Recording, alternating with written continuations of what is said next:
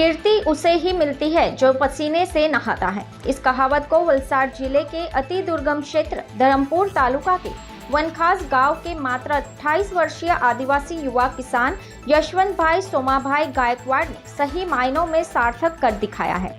MA और BEd की पढ़ाई करने वाले इस युवा किसान ने अपनी 1 एकड़ पहाड़ी और पथरीली जमीन में नवीन पद्धतियों से खेती की है। वे अपने कृषि उत्पादों को ऊंचे दामों पर बेचकर अच्छी आय भी प्राप्त कर रहे हैं।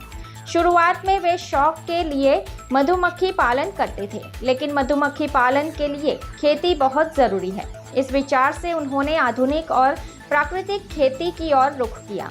वर्तमान समय में कोई युवा खेती करने के लिए तैयार नहीं है और यह भी संभव नहीं है कि हर युवा को सरकारी नौकरी मिल जाए।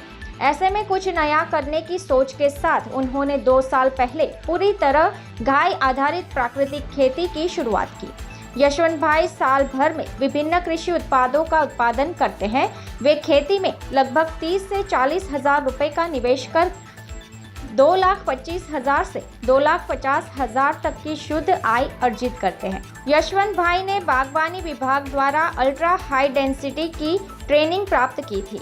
इस फसल पद्धति को और अधिक समझने के लिए उन्होंने दूसरे राज्य के किसानों के खेतों में महीनों तक मजदूर के रूप में भी काम किया।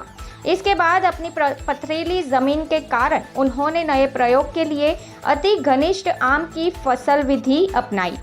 उन्होंने बागवानी विभाग के आम और अमरूद फल उत्पादन कार्यक्रम के तहत विभिन्न किस्मों के 400 आम के पौधों को मात्र 3 फुट और 8 फुट की दूरी पर अति घनिष्ठ पद्धति से लगाया है।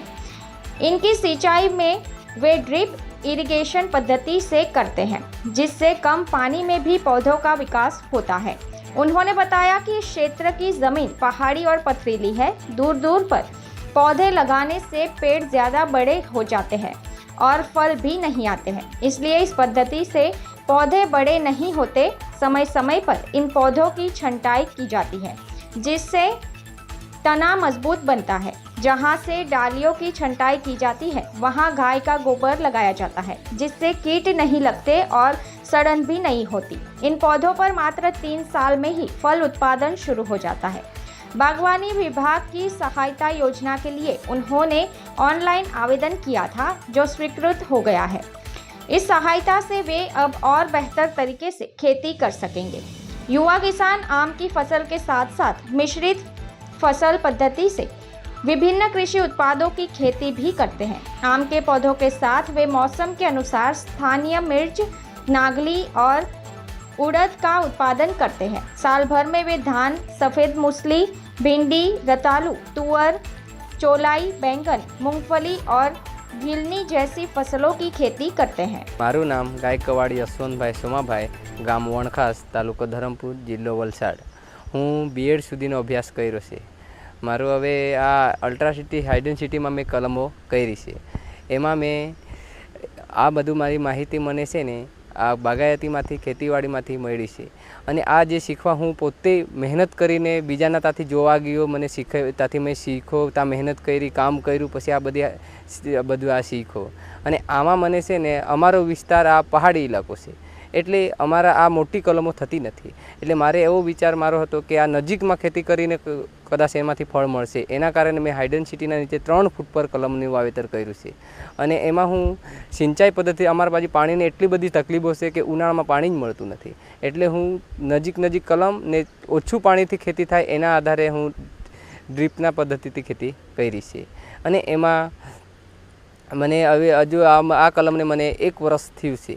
એટલે આ છે આ રીતે મેં કટિંગ કરીને દ્રાક્ષની જેમ સિસ્ટમ કરીને આ ખેતી કરવાનો વિચાર કરેલો, એને આ સારી રીતે કરું છું।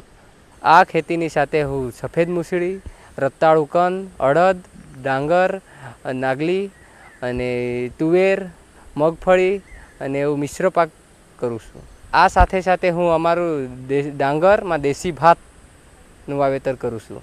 આ સિવાય અમારા જમીનમાં તાઇવાન પેરુ અને જેકફ્રૂટ, આમળા અને કેળા અને લીંબુ નું પણ વાવેતર કરેલું છે। આ સાથે હું સંપૂર્ણ ખેતી પ્રાકૃતિક રીતે ગાય આધારિત રીતે ખેતી કરું છું અને આ સાથે હું આ પ્રાકૃતિક ખેતી કરું છું એના આધારે મારી મધમાખીની પણ હું ટ્રેનિંગ કરીને મધમાખીનું પણ સારી રીતે પાલન કરું છું. તેમાં હું મધમાખી ટ્રાયગોના મેલિફિરા ને 2 જાતને હું પાળીને સારી રીતે પેટી અને એમાંથી હું મધ પણ લેવું છું અને બીજાને પણ વેચું છું. ઓકે, આ છે અમારી સફેદ મૂછીનું ખેતર છે. આમાં અમે સફેદ મૂછીનું વાવેતર કરેલું છે અને આવી રીતે આનું સફેદ મૂછીનું બિયારણ હોય છે. આને હવે સૂકવીને તૈયાર થઈ જશે એટલે આને સૂકવીને એનો સારો ભાવ પણ અમને મળે છે. અમુક આ સફેદ મૂછીને સૂકવીને કિલોના અમને 2,000 થી 2,500 રૂપિયા ભાવ મળે છે અને અમુક સિઝનમાં 1,500 થી 2,000 રૂપિયા પણ રહે છે. दी वॉइस न्यूज़ के लिए ओलिवर ठक्कर की रिपोर्ट। खबरों में बने रहने के लिए तो वॉइस न्यूज़ को सब्सक्राइब करें और बेल आइकन दबाएं।